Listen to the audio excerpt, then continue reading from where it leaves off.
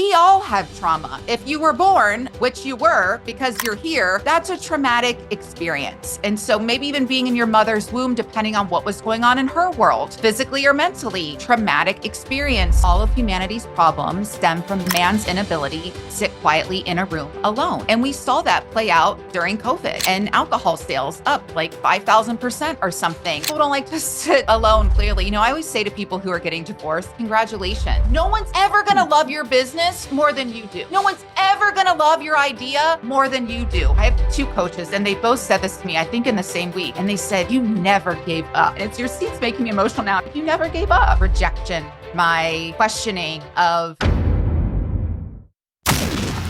You're listening to the Real Business Connections Network. Real Business Connections Network. Powered by Balbert Marketing, LLC.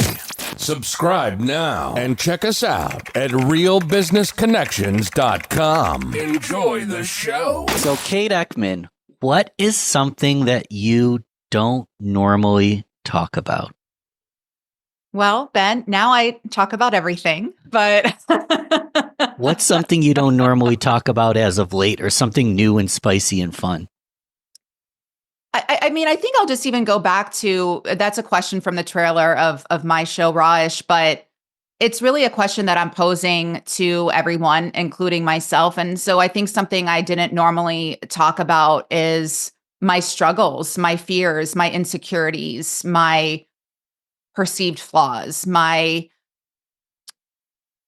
rejection, my questioning of, is my mom really on my side?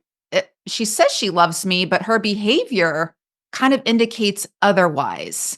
And even saying that now, it's kind of like, ooh, that's taboo, or ooh, we don't talk about that, or ooh, you're airing your dirty laundry, or we need to love our parents regardless of how they treat us. And so there's all these things that we're taught and told as kids that we kind of make our truths because that's the family ethos, or that's what society says. And I'm fortunate, and even asking that question to myself and others, is that I grew up a very curious child. I was always questioning everything, probably driving everyone crazy. But, why is that person president? Why is that person married? Why does everybody seem to be married and divorced? What's up with that? Why does everybody seem to have kids? Why does everybody go to work and not seem to like it that much? I was always questioning these things, and it was kind of like, we don't talk about that, or suck it up, or be happy, or be nice. And so I think a lot of us stopped questioning or being curious because we are kind of told not to, or, there was in my world a lot of suck it up, work hard, be nice.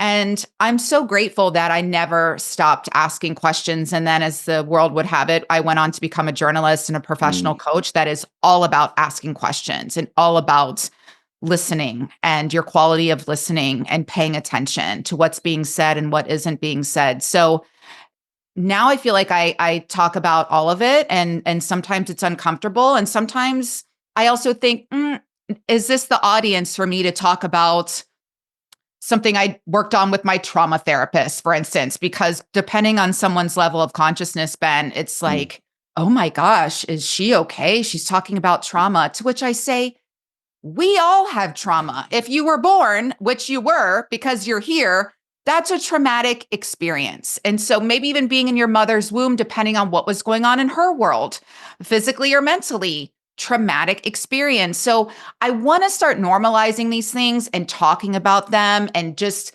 giving some thought to them, because everyone wants to blow up their business and make all this money and have an impact.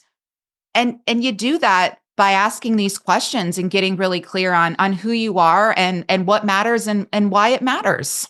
I have a question, Kate. So tell me if you want to do this podcast, because Ben Albert, me, I don't have trouble. I don't have any struggles. I do nothing.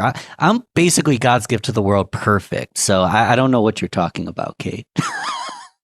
Well, then you, my friend, need to be asked a lot of questions and be open and courageous and daring enough to answer them, and perhaps spend a little bit more time alone and quiet reflection and journaling and turning off all the distractions and really tuning into yourself. And if that statement makes anyone have the ick or throw up or want to turn this off, you need this more than anyone. And I say that with so much love, and I say it with so much care, because in this moment of time, more than any other time in my lifetime, we need you. Whatever your thing is, whatever your gift is, whatever your strength is, we need you to double down on it, understand your assignment, and be dedicating your life to that mission. Whether it's you make the best chocolate chip cookies on the planet, and those are going to make a world leader very happy and be able to fulfill his or her mission, whether you are the greatest soccer player in your town and you're going to inspire other people to work really hard and fulfill their dream, or you host a podcast and you're excellent at asking questions and listening and being dynamic, and a conversation you have is going to change the world. Whatever your thing is, there is no big or small. It all matters. And the time is now. It's 11:59. The clock is striking midnight, in a minute. What's up? What are we doing? What are you here to do? And this notion of I'm scared, I'm this, all that stuff. We don't need any more podcasts on imposter syndrome. You're going to have to put that aside. The world is in crisis. Let's go. We all have a gift. The world's in crisis. That's a big statement. Yeah, because it's a big truth. That's something people don't normally talk about. It's not a fun dinner topic, is it? So let's talk about crisis of self, and then we'll talk about some of the external things, because I think we should start with self. And part of why I tell that like sarcastic joke that I'm perfect is, let's say I do have problems, which is true. You can ask me any question you want. Let's say I do have struggles. Let's say the listener is silent about their struggles. And to me, there's two parts. There's not telling someone else, which is, you need to tell someone something usually, but I think it's even worse if you're silent from yourself. Like you're unwilling to even talk to yourself about this. Like it's so pushed away, shoved down, hidden, muted that you don't even realize it's a problem. And that's why I tell that joke that I have no problems, because I could think I have no problems and I have some pretty bad ones. Talk about some of that self and the pain that can be caused when we're silent about these kind of things. Yeah, as you're speaking, some relatives of mine are coming to mind, and they're extraordinary people. They're brilliant. They're kind. They have or have had very successful careers, have made a lot of money, look perfect on paper, look perfect on Instagram. And both of them are textbook avoidant personalities. I say this with so much love. I really do. A bit emotionally inept. And it's heartbreaking, because not just what that does to your relationships, but I cannot imagine being just so disconnected that I'm so out of touch with not just what's going on within me, but within the people around me, in my house, my immediate family, at my job, at the school, and then, my fellow neighbor in the world who could be struggling right now because they're a different race or sexual orientation or socioeconomic class. And, we are all connected. We need each other. I really realized that when I, was very heavily impacted by the Palisades fire here in Los Angeles recently, and how much we need each other. And this notion that, well, I'm too precious to be affected by a natural disaster. That happens to other people that I see on the news. That sucks. It can happen to any of us at any moment. And to prepare for that, whatever that crisis is, not to scare you, but to just be prepared. And part of that preparation is then savoring moments like this, where I'm in a moment of deep reflection with somebody that I value and care about and think is amazing. Ben, you, and appreciating this walk in nature I'm going to take later, just the fresh air and the trees. And so this crisis of disconnection, I that was, the podcast I did after the fires about, the tragedy that happened in Pacific Palisades and Malibu and Altadena and Santa Clarita and everywhere. But the deeper message, Ben, of this tragedy of disconnection and, even the insensitivities of, well, they have money, they can build again, or stuff is, you can replace it. And it's just, not everything can be replaced. And to not minimize somebody else's pain. And I thought long and hard about that. Like, why are people behaving this way towards someone in a crisis? And it's because they don't show up for their own pain. So they can't possibly have the capacity to show up for your pain. And that's where the real problem and crisis comes in. And I see now, even with friends, mothers, whomever, people who love me, they don't have the capacity to even have a friendship with anyone really anymore, because it's just their kids or their husband, their job, maybe like a sick parent or something. And so the more we really are, we hear it again and again, but it's not just paying lip service to it. And, I pray for everyone, because what I'm seeing now is people wait until there is a crisis. Your house burns down. Your kid is addicted to drugs and suicidal. Your marriage is all but over. Your spouse comes home and says, I'm out of here. And you think, what a shock. I'm so surprised. And it's just, there were signs there clearly. I always say to people who are getting divorced, congratulations, which was awkward at first. But if it's reached the point where you have to file for divorce, no one wants to end a marriage or blow up a family. And so I'm just inviting everyone to take a pause and to slow down and to start asking themselves some deeper, more meaningful questions, to get some deeper, more meaningful answers. And that is how you grow your business. Yes, you can have your strategy and your game plan and your business coach and those sorts of things, but people can even energetically, subconsciously feel like, oh, I like this person. I trust this person. I want to invest in their services. I want to buy their products. They feel good. I want to be around them. So I think people underestimate the importance of, really fine tuning their instrument before they play it for the world. So I have a problem you might be able to help me solve. And disconnected was a good word for it, because I, from a young age, was more of an avoider. Let's say I knew my dad was mad. I knew my dad was drunk. I knew I could get in trouble for doing nothing. I would take the long way to try to skip through and not get noticed. The fires in LA didn't affect anyone completely, like not a best friend, not a family member, only people I knew from afar. So I wasn't fully connected to what was going on. I'm 48% Ashkenazi Jew, but I've never lived in Israel. I don't quite understand what's going on with Israel and Palestine. So Ben talks about connections, but sometimes I feel like I'm avoiding and I feel disconnected, because how can I feel connected to something I don't truly empathetically understand? And I put myself on the spot as an example. What are some of the questions I can be asking myself in scenarios like this? I think you can ask yourself, have I fully acknowledged that I grew up in a less than desirable household? That have I come to terms with the fact that I didn't get the love that I deserved, without blaming your parent, even if they were to blame? Because what you're describing, Ben, are coping mechanisms. And as you're speaking, I have nothing but love and compassion for you.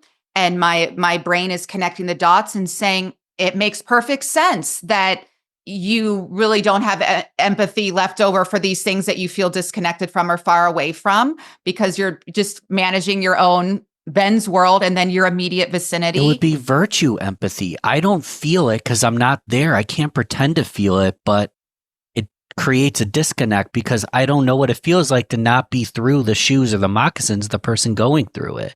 And at least I'm mindful of that. And I think also it's a coping strategy that's just been extended in this case, where you had to block some things out in your home as a child for survival, to keep the peace, to people please, it was all to keep yourself safe. And so when I hear you talk, again, this is no judgment. We've all been there, by the way. That's how I recognize it. That's why I've done so much advanced training, most recently in trauma therapy healing, because I see how much we are all so impacted by our traumas. And 99.9% of us have childhood trauma. I mean, I would even venture to say 100%. And so I think I appreciate you sharing even that little experience from childhood. And yeah, it's like you had to be avoidant to survive, essentially, and then make it through. And then the challenge there is okay, I'm now out of that environment. I'm now an adult. I don't want to take that pattern into my romantic relationships, my friendships, my business partnerships, my relationship with kids, biological or otherwise. And so then it's asking yourself, um, you know, what can I do to be more emotionally intelligent or present and show up for my partner? Because when I think of an avoidant personality, let's say, you and I are living together and I come home really upset and you don't have the capacity or presence or training, if you will, to even say something as simple. This is what I saw in the fires too, to be there with me and see me and hear me and acknowledge me. And it's pretty simple, and just say, I am so sorry. That sounds so challenging, Kate. I can see why you're so upset. It makes sense. I'm really proud of how you handled it and you didn't lose your cool. I can really see your growth. And how can I best support you right now? I can't even imagine how upset this must make you feel. Even you saying that, I've gone from a 10 of being upset. It's probably down to like a 4. And then I can share some feelings and, you can say, well, I was about to make, some lasagna and then take the dog for a walk. Would you like to join me? Does that sound good? And again, you're taking some stress off of me, not saying like, well, what do you want for dinner? Or what can I do to make you feel better? You're kind of, I love lasagna and walks. And so anyway, I'm kind of doing a long-winded walkthrough of this, but Yeah. I think sometimes too, it seems so overwhelming. We don't know what to say to people because we didn't know what to say to ourselves as a 10-year-old, as a 20-year-old, as a 30-year-old. Now, what do I say to myself when I'm upset? I beat myself up like, oh, get over it, suck it up, be a man, who cares, let it go. And it's so dismissive and harmful.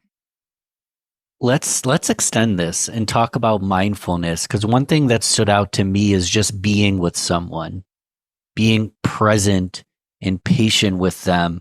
Because a lot of entrepreneurs, I'm in this category, I'm really good at doing stuff. You can give me 3 steps. You can give me some word tracks to say in this scenario and I might copy them. But talk about literally, like, there's a difference between following a word track you heard on a podcast and being authentically present, actually there with the person. There is a difference, right? Yeah. And I think that it is a skill to be emotionally available and emotionally intelligent and emotionally present. And for me, I am empathetic to, it's like sometimes feels like a curse. I'm so empathetic, like off the charts, even in scientific assessments. And so I don't have that problem. I think if we do have trouble connecting emotionally with someone, it's because we haven't emotionally connected with ourselves. Again, I say this without blaming anybody. It was a survival technique you picked up in childhood for whatever reason. And I have compassion for that. But it's time now to explore that because it really is an energetic block to money, to love, to impact. And, someone listening could say, well, I'm making a ton of money, or I'm making an impact, or I'm happily married. And then I think maybe looking deeper, it's like, are you really happily married? What does that even look like? It's like the people are like, flying last row in economy is the greatest thing ever. And that may be true. And I would also offer, have you been in Delta One flatbed suites? And people are like, what? I've never heard of that. It's like, well, it's way better than an economy seat. You know what I mean? And so that is also available to you. And I think that's just a silly example because some of you are like, well, I am happy or I am emotionally intelligent. And if they really sit and think with that, I think that they're lying to themselves and they're in denial. And maybe they think their marriage is happy because their partner is checked out too. So they're a match in that way.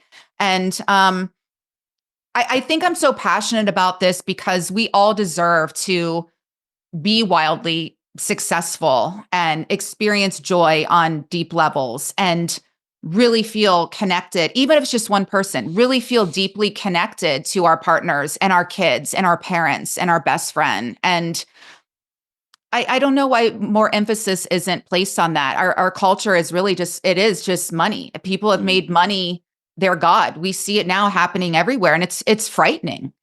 You can track money, I think, is a big part of it. It's a metric that can very formally, not only can it be formally tracked, the government requires you to track it. So it's an easy metric to track. But what's going through my head, and you can disagree, it's not a freaking competition either. It's not me versus Kate. It's not me versus you. It's like, it's not a competition. And my barometers might be different than the next person's, right? Yeah. And I think, again, it's that importance of prioritizing caring for ourselves and spending more time sitting alone in silence. One of my favorite all-time quotes by philosopher Blaise Pascal that says, all of humanity's problems stem from man's inability to sit quietly in a room alone. And we saw that play out during COVID, and alcohol sales up like 5,000% or something. People don't like to sit alone quietly in a room without distractions, without alcohol, without their other I had friends take their lives during that period. The isolation hurts. Yes. And even if you couldn't physically be with someone, but you're physically with yourself, so it's doubling down on being your own best friend and partner and all of that, but also having FaceTime, Zoom, phone calls, meeting up outside or something. And I know it's not the same, but being able to connect on a deeper level and feeling that someone would be devastated if I'm not here, rather than I'm a burden to Ben because I'm really down and he seems really busy with his business and I don't want to be Debbie Downer. I think that comes up a lot, but I think we all have to be a little more willing. And you know this better than anyone as an entrepreneur. We have to be willing to sit with the discomfort of how am I going to pay for these vendors this month? Or I'm spending X amount of dollars per month without making anything. I mean, I know this. You are risking, for me, like time, money, resources, all of it, energy, with no guarantee that you'll ever get a penny back, that you'll ever, but that's what makes it so magical. And if you're really doing it for, you know this, for the love of it, you believe. I think it's something I've been working with my coach. Me believing in isolation in myself and my project and my vision is enough. I really don't need anyone else to believe in it. And you say, well, you need customers. Well, you need viewers. Well, you need sponsors and money. All that comes. If you, my speaking coach said this to me, and it's probably the number one thing I got from this training so many years ago.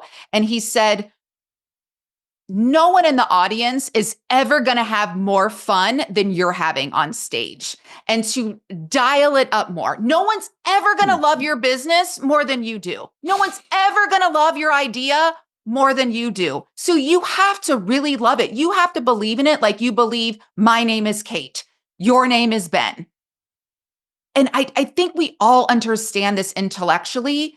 And yet I see people, the way that they behave or the choices they make, it's again, a clear disconnect. They don't really believe it. And that's why there's so many talks on imposter syndrome and self-doubt and fear and all of that. And so you think, okay, I get it. But how do I do more of that?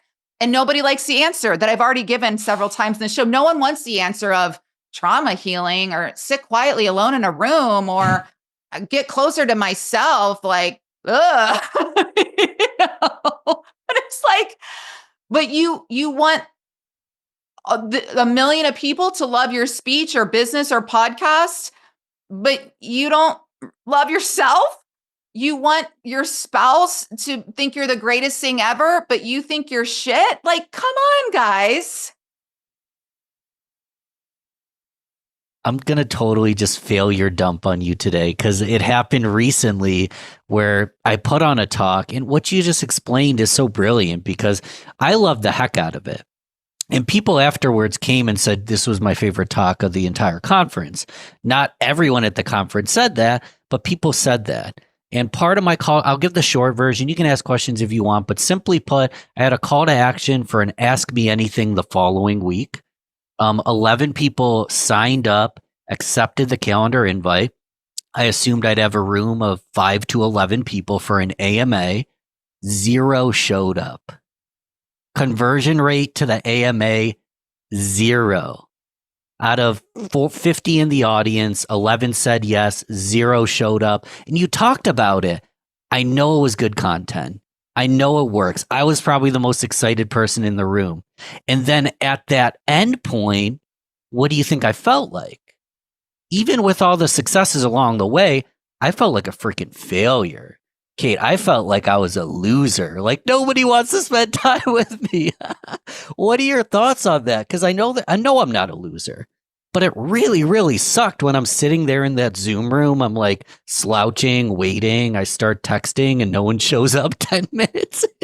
Yikes. Wow. Yeah, it I'm stinks. I'm sorry that you experienced that, and that does stink. And what came to mind immediately, intuitively, is what I was just talking about, Yeah. people's lack of capacity. And I think for me, if as a friend, as a coach, as a human, and it's not just to be nice to you and try to make you feel better now, it proves my point about that and how important it is that we don't personalize these moments. And when I look at it, and what I want to hear the next time I hear you speak anywhere is I want you to talk about that moment.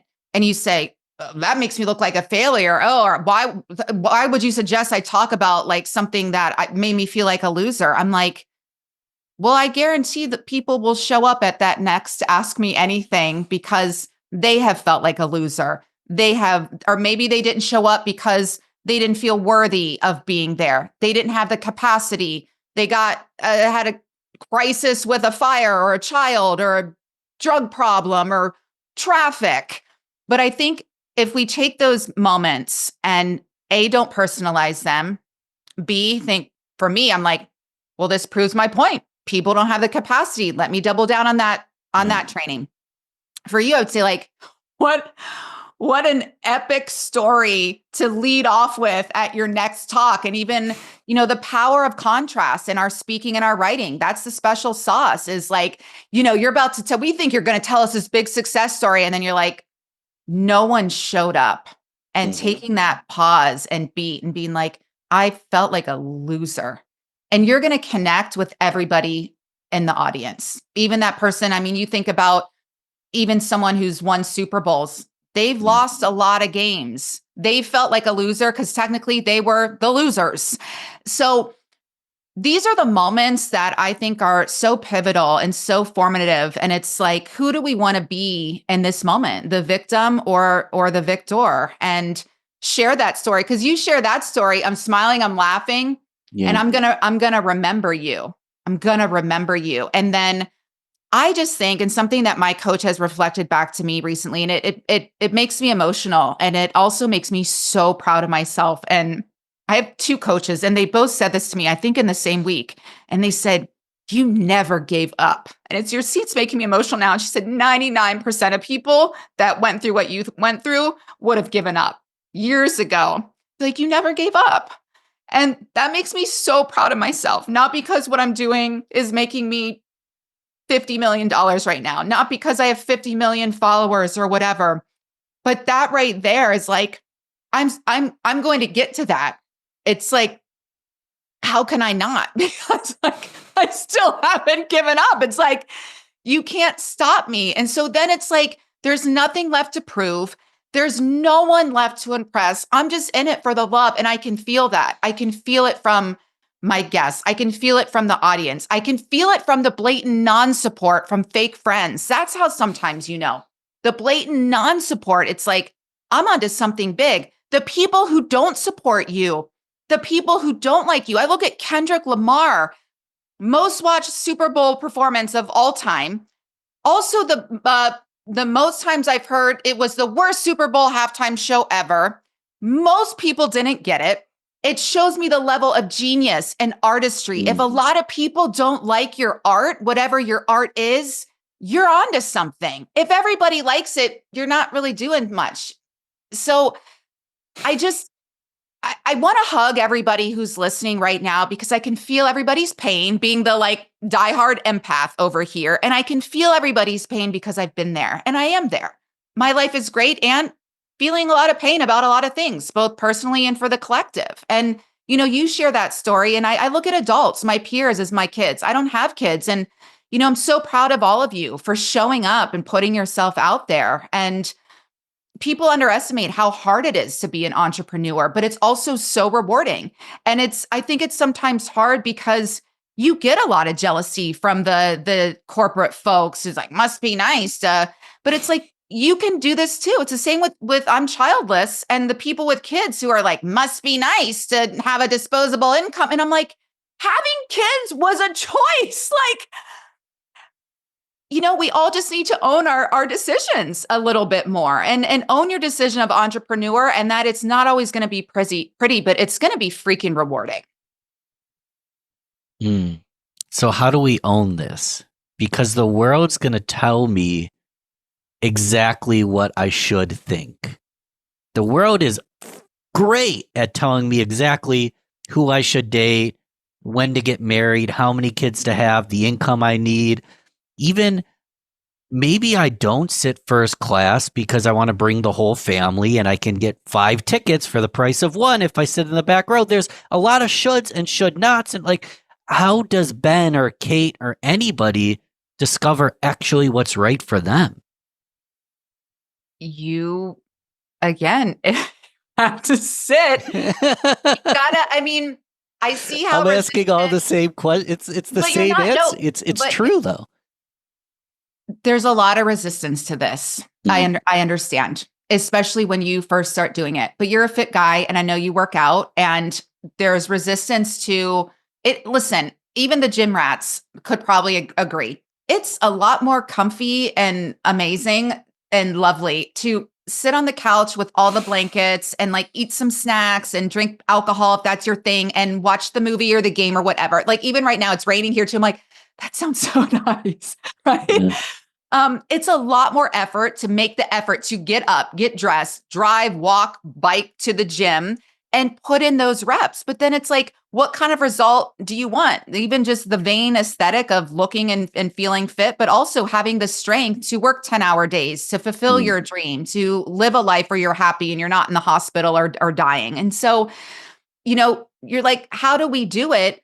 We get really clear on who we are. When we're really clear on who we are, it's like, I'm a person who is very disciplined. And if I say I'm going to meet Ben at 5:00 for a Zoom meeting, I'm going to show up because I have integrity. That's a value of mine. So that's how you do it. You get clear on what your values are. Integrity is a top value of mine. Showing up on time. These meetings, it's like you show up on time, if not early. So when we get clear on who we are, then we're clear on what our values are. So then it's like, Kate, I don't know if I should, do I spend the money on the first class ticket or do I sit in economy? And you weigh it out. It's like, well, I really value comfort and showing up at my destination fresh and well-rested and feeling really taken care of. Then you probably invest in the first class ticket and then maybe, have some peanut butter and jelly sandwiches one day at the hotel instead of the fancy dinner, if that's a thing. Or it's just like, I just need to get there. I really don't care. And I wish I was one of those people to be like, oh, I can like sleep on the floor, like, Mom, lights out. So getting some clear of that might be a what we coping value. mechanism too, though. See, you're already quick study. You're already listening. What are you doing right now? Now, when you do things or think things, Ben, you're like, oh, and then it's like, is this just me? You're like, no, it's like fear. It's like, is this me? No, this is the fear that wants some attention. Is this me? No, this is my coping strategy, taking over the wheel again, driving the car. It's like, you can come if you want, you can come along. You're going to go in the trunk or back seat. I'm driving the car. You have to set boundaries with these emotions and these coping mechanisms and let them know who's boss. No, you cannot drive the car. Take several seats. You're going to be on the bike on the roof. You know what I mean? Like you don't even get to be inside of the car. I'm driving. But what you did is really, I hope everyone paid attention to that. You're like, oh, that's just a coping mechanism. Because your coping mechanism will say, who are you to fly first class? Your coping mechanism will be like, we can't afford this. We'll never be able to afford this. And then it does take that reprogramming and again, getting clear on who we are. Well, I have real on my shirt today. I don't think there's necessarily right or wrong, but there is real. It's real to who you are. And maybe I am a quick study. I'm going to put this is silly to tell this story, but I had a upbringing where I wasn't super wealthy. So I've always been frugal. And now that I have more income, I still make frugal, reasonable decisions most of the time. Like I'm not a big spender, but I was going to Las Vegas for a conference and I basically had 2 options: pay $100 less, but leave in the afternoon, 4-hour layover, and get into Vegas like at nighttime, or leave 4 hours earlier. It's a direct flight, so there's no layover. Get to Vegas like 8 hours or 9 hours earlier and pay $100 more for that flight. There's no right or wrong decision. I'm a busy guy. I can do the layover and work. But I was like, if I leave at 5:30, I get the ball rolling, I have a direct flight, and I gain 3 hours because I'm going New York to Vegas. I'm going to be in Vegas by like 10, 11, 12 o'clock, and then I have an entire day in front of me. So there was a day, the reason I tell this story, there was a day where paying $100 more for a one-way, I would scoff at the idea. What a waste of money. But look what was presented to me. You get there earlier, you get there quicker, there's no layover. Not many people make that decision. So the flight wasn't full, and I got an entire row to myself on the flight. Did not anticipate that.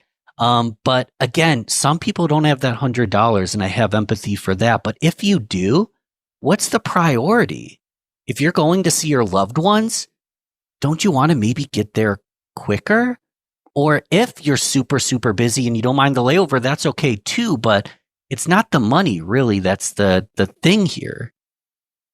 Yeah, we have to invest in ourselves too. You can't collect unless you invest. And my colleague Marnie said that on my show this week too. And she's a daughter of the family who owned the Philadelphia Eagles and started the Ronald McDonald House. And so very wealthy to own an NFL team and started one of the biggest charities of all time. And so I love that notion too. And I bring that up too, because you can have both. And I think sometimes the universe will give a lot of wealth to people who will also give back, not always. And we see those examples too. But the importance of investing in ourselves, even for me, I shop at a very expensive grocery store here in Los Angeles. It's one of the, I think it's the only, because even Whole Foods now is filled with fake food and seed oils and things that literally kill us. And I was so inflamed and I was like, this is not normal. I was noticing a lot of health issues.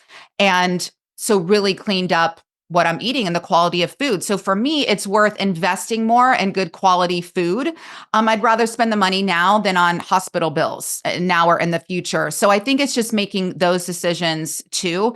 We also have to value ourselves enough to know that and really believe, not just do a little written mantra about it that we don't believe, but really believe that the money I invest in myself comes back to me tenfold, 20-fold, 30-fold, maybe not today or next week or next month or even next year, but eventually. And I understand people are like, well, I don't have any more money to invest. And it's like, well, maybe look for investors or partner with someone or do what you can. I want to be mindful that everyone's in a different financial situation, but to get to a better financial situation, it really does start with not just our mindset and what we believe in, but what our body believes in. Those are the exercises I work with my therapist, because even one she has me do is you say, I am lovable. My brain says like, that's a 10 out of 10, but my body is not fully on board because we store all of our trauma in the body.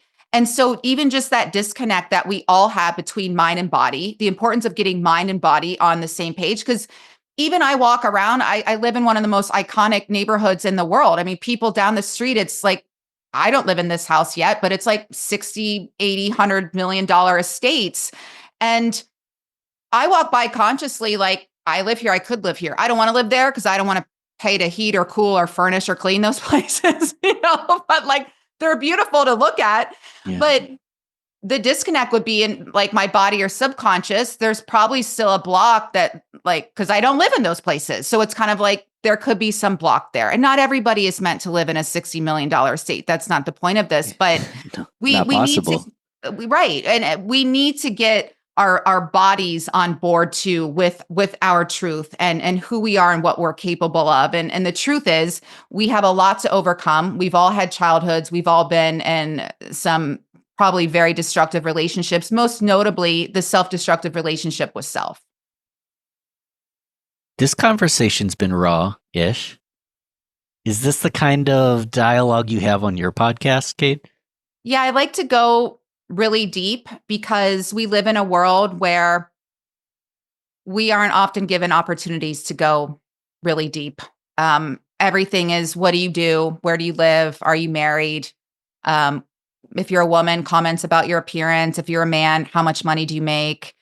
Um, it's so superficial, regardless of where you live. Some places worse than others. And I was feeling sad at the disconnection I was feeling with family members in particular, and their inability or unwillingness to really go deep with me and really see me. And, as a journalist who's been asking deep questions my whole life, as a coach who, I ask deep questions for a living. So I had that fulfillment there. I would be lucky to meet people like yourself, and we could have conversations like this over Zoom, and that filled my soul.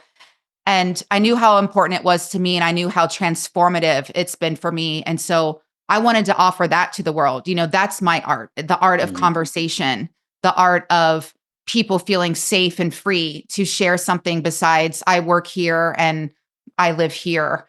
And just always being so curious about everybody's story. Again, as a journalist, I've interviewed, presidents and every celebrity you can think of, starting since I was a kid. Wow. And some of the most meaningful conversations were with juvenile delinquents, courts, helping kids, Yeah. I court want an judges, rather. I want an Yeah. example here. So you can go and spit off all these celebrities, but celebrity or not, what was one conversation that you weren't expecting and you just gained so much meaning and value and learning from? Give us an example of those conversations. Yeah, I'm thinking of, gosh, from my show or before my show. You tell me. I can direct you, but I I wanted you mean, to choose. the first person who came to mind that I remember calling my mom after and saying that was just the most brilliant man I've ever spoken to. And so I was a journalism a student, getting my master's degree at Northwestern in Chicago, and Senator at the time, Senator Barack Obama. I had the privilege of interviewing, and first of all, he's like an inch from my face. I was like, "Oh, like, hello, are we gonna make out now?" So he's a But close stalker. he's a close talker, and he has that, particular voice that we all know, Yeah. and was just so, I don't even remember what we talked about, something political, obviously, and social, but his way that he just was so sharp and so articulate that you know what it was? It was the truth. It was like, because the truth really resonates on a deeper level, or was like, boom, and wasn't afraid to say it, and say it proud. And I think as a woman, maybe I didn't always feel that permission to be that bold. And then with me as a woman, then he's like a person, I hate saying person of color, because I think we all have color, but I would say a non-white man. And I just loved his audacity, I think it was, and his boldness. And obviously he's a brilliant person. So that stands out, that you always know when you hear the truth, it resonates for me in my heart and on a deeper level where you can feel it. And then I think on my show, just, I think of Rhonda Rashich, who is the world champion racquetball player, woman player, and her sharing a story about how she got jumped by these two men in South Bay here in Los Angeles. They almost killed her. And just her story of survival and the things that she did intuitively and instinctively to stay alive. And then just 6 weeks after that, when she could have died, she won the world championship and didn't lose one game. And her even just sharing that truth with me, I just did what I'm doing, like want to do now. It made me want to weep, because it was such a story of overcoming. And we're all overcoming something always to some various degree. And that's what I love about my show, because it's just getting in there and getting into these raw stories of overcome for the most part, and how resilient we are as humans, and how strong and how loving and how kind. And these are the stories I want to tell, to remind everybody of what we're made of and what we're capable of, because somewhere along the line, Ben, we've all forgotten. I'm just sitting with that. What have we forgotten? Our own capacity? How powerful we are. We've given it away. We've believed other people when they said that we weren't, or we didn't have any power. We've believed them. And then we've made choices our whole lives from that narrative. So the listeners are already subscribed to Rawish by now. It's in the notes. If they're not, they're going to click it. It's on Spotify, Apple. I like YouTube because of the video So element. How else can we help you and get more Kate in our world? I think we even just get more like, please do watch, listen, follow the show just for your own expansion and just to believe in yourself and your gifts even more because I want to see it and I want to know, and please reach out to me what you're doing and how I can help support you because we do need even my friend, like recently I was really upset and she wasn't as upset, and she said, she's like, you're more upset because you're an activist, like this stuff really gets you. You're a humanitarian. And she said, I'm not called to do the work you do. And she's like, her passion is cooking. And she's like, and it sounded funny, but she said, I feel like my role is to make really good food for the activists to keep you, make me cry again. It keeps you going. It keeps you nourished and strong to work the 14-hour days, fighting for human rights. And it was just so beautiful because we all have our role and one is not more important than the other. It doesn't matter. You all have your role. And we've made it like, well, I'm not as pretty as her, so I can't do it. I'm not as smart as him, so what's the point? Came from a shitty background. They're already way ahead of me. It doesn't matter. Do you know how many people who came from nothing, who have killed it, who are killing it? Oprah Winfrey just came to mind as a journalist. So I'm emotional, Ben, because we really need everybody like operating from their A game right now. And there's too many people that have been taken out by the world. And I understand and I get it. And I've been taken out at times. So take a pause, but then we need you to come back and do what you're here to do. I just want to sit with you. I could ask lots of questions, but I appreciate your heart. Did we miss anything?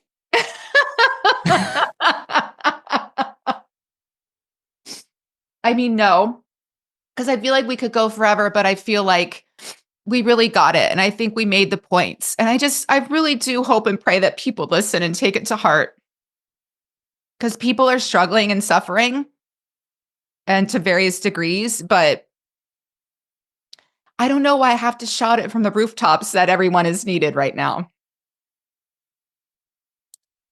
So I didn't we talked before we started this podcast, so we're going to keep it conversational. I didn't pre-plan this journey, but I opened with a joke that came to mind. Like, I have no issues. I'm fine. I'm perfect. I have no flaws. And the presence of you makes that impossible. That then I spent the entire rest of my podcast talking about all the things that I could still work on. And I think a conversation like this isn't just important for someone to have listened to. I think people need to go out and start having these conversations themselves. Thoughts on that? Can you imagine if these were the dinner conversations? If, you got on a call and we're like, hey, what's up? And we had these conversations and you started either thinking you had no problems but that's growth, being like, okay, I do have some things to work on and then I'm going to do it. And I have Kate's support. I'm going to think of these things and take one step at a time, but really commit to something. When you commit to something, that you get out of, I get even what I do, like even yesterday, I looked at my schedule for today. I'm like, I walked upstairs today. My bedroom's downstairs. I walked upstairs this morning. I turned on the lights and I said out loud to myself, because I live alone, I'm like, today's going to be such a great day. Cause I'm like, I've got Ben. And then I listed all the people I was talking to today. And I'm like, this is going to be such a great day. And so set your days up like that, even in some tasks you don't want to do, but then have that Ben call in there. Have that nature walk, put in your Google calendar, like from 3 to 3:30, I'm going on the nature walk. So, or whatever it is. Yeah. And I think just knowing that you have the power to decide, maybe not about everything that happens in your day, but taking those moments. And again, I hope you don't have to go through a natural disaster or some major crisis, but I think collectively we're all in it together right now. And I think the more that we can embrace that and then get really clear about our assignment and uplifting the world rather than complaining about politicians or one thing or another, is just what's your chocolate chip cookie award-winning prize? What's your brilliant idea? What's your t-shirt that's going to change the world? And by changing the world, if it's one person, you've done your job. And that one person will be you, by the way. And if you can change yourself, you can change the world. I think this is a good way to end it. Thank you, Kate. This was a lovely conversation. I'm already subscribed, so if someone isn't subscribed, they might be missing out. It's in the notes. Thanks for your time. We'll do this again soon. Thank you so much, my friend. Be well. Bye now.